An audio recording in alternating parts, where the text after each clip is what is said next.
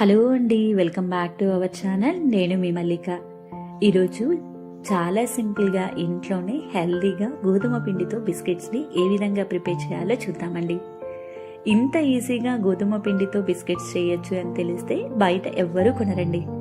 ఇక లేట్ చేయకుండా ఈ హెల్దీ బిస్కెట్స్ని ఏ విధంగా ప్రిపేర్ చేయాలో చూసేద్దాం పదండి. దానికంటే ముందుగా నాదొక చిన్న రిక్వెస్ట్ అండి, మన ఛానల్ని కొత్తగా ఎవరైనా విజిట్ చేస్తుంటే కనుక ప్లీజ్ సబ్స్క్రైబ్ చేసుకోండి. ముందుగా మిక్సింగ్ బౌల్ తీసుకొని దాంట్లోకి 2 కప్పుల గోధుమ పిండి వేసుకోండి.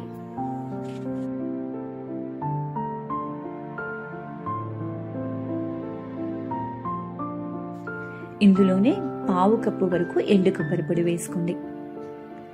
1/2 కప్పు నువ్వులు వేసుకోండి.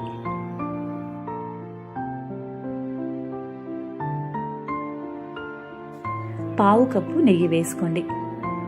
ఈ నెయ్యి మొత్తం కూడా పిండికి బాగా పట్టేలాగా కలుపుకోవాలండి.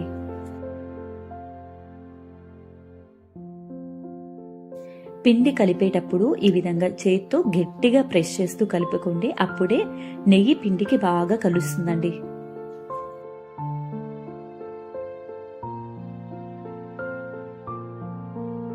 ఈ విధంగా మొత్తం కలిసిన తర్వాత కొద్దిగా పిండిని తీసుకుని చేతితో ప్రెస్ చేస్తే మనకి ముద్దలాగా రావాలండి. ఇలా వచ్చింది అంటే మనం వేసుకునే నెయ్యి సరిపోయినట్టు. ఇప్పుడు ఈ పిండి మొత్తాన్ని పక్కన పెట్టుకోండి. మరొక స్టవ్ మీద గిన్నె పెట్టుకుని దాంట్లోకి 1 కప్పు పంచదార వేసుకోండి. 1/2 కప్పు కంటే కూడా కొంచెం తక్కువ నీళ్లు పోసుకోండి. 1/2 టేబుల్ స్పూన్ వరకు ఇలాచీ పౌడర్ వేసుకుని దీన్ని బాగా కలుపుతూ పంచదార కరిగేంత వరకు కూడా మీరు ఉడికించుకోవాలండి. పంచదార కరిగితే సరిపోతుందండి. దీనికి మనకి పాకం ఏమీ అవసరం లేదు. చూస్తున్నారు కదా, ఈ విధంగా పంచదార మొత్తం కూడా కరగాలన్నమాట.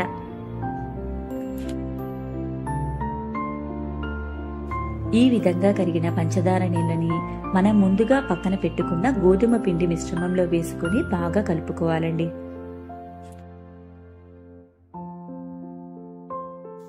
ఈ పంచదార సిరప్ చాలా వేడిగా ఉంటుందండి. అందువల్ల ఈ విధంగా స్పూన్తో కలుపుకోండి. ఈ విధంగా మొత్తం కలిసిన తర్వాత ఇప్పుడు చేతి సహాయంతో దీనిని చపాతీ ముద్దలాగా కలుపుకోవాలండి. పిండి కనుక మీకు కొంచెం లూజుగా అనిపిస్తే దీంట్లోనే 1 లేదా 2 టేబుల్ స్పూన్లు గోధుమ పిండి కానీ లేదంటే బొంబాయి రవ్వ కానీ వేసుకోవచ్చండి. పిండిని ఈ విధంగా కలుపుకోవాలండి. ఇలా కలుపుకున్న పిండిలో నుంచి కొంచెం పెద్ద ముద్దని తీసుకోండి.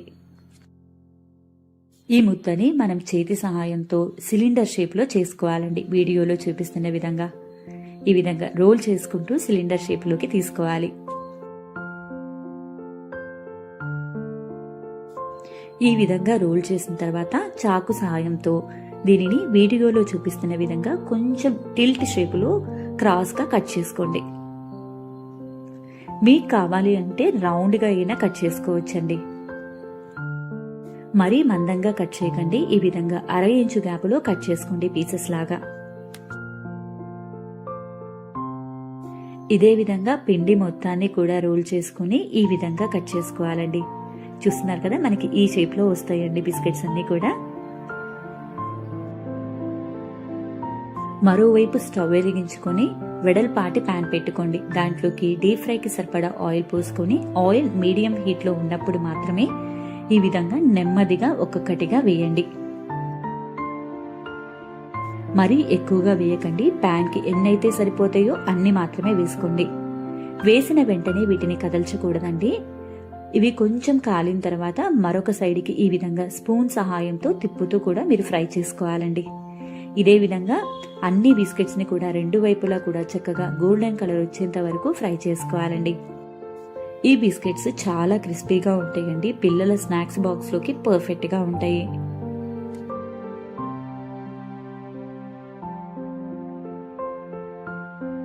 ఈ కలర్ వస్తే సరిపోతుందండి. ఇప్పుడు వీటిని తీసుకుని ఒక సర్వింగ్ ప్లేట్లోకి పెట్టుకోండి. ఈ బిస్కెట్స్ వేసిన వెంటనే కొంచెం మెత్తగా ఉంటాయండి. అవి చల్లారే కొద్దీ కూడా క్రిస్పీగా ఉంటాయి. ఇవి చల్లారిన తర్వాత ఒక ఎయిర్ టైట్ కంటైనర్లో మీరు స్టోర్ చేసుకుంటే 1 రోజుల వరకు నిల్వ ఉంటాయండి. ఈ టేస్టీ బిస్కెట్స్ ని మీరు కూడా ఒకసారి ట్రై చేసి ఎలా వచ్చినాయో కామెంట్ చేయండి. మీకు కనుక ఈ రెసిపీ నచ్చినట్టయితే మీ ఫ్రెండ్స్ అండ్ ఫ్యామిలీకి షేర్ చేయండి. మరొక టేస్టీ అండ్ హెల్తీ రెసిపీతో మేము ముందుంటానండి. అప్పటి వరకు కూడా బాయ్ బాయ్.